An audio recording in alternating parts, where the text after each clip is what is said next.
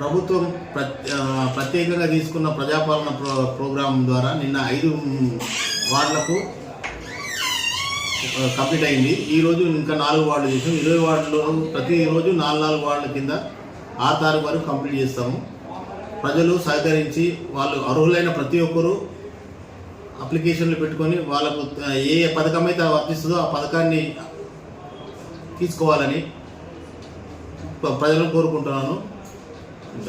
మా దృష్టికి రేషన్ కార్డులు లేకుండా తీసుకొచ్చి అప్లై చేస్తున్నారు. అది రేషన్ కార్డు లేకుండా తీసుకుంటాము.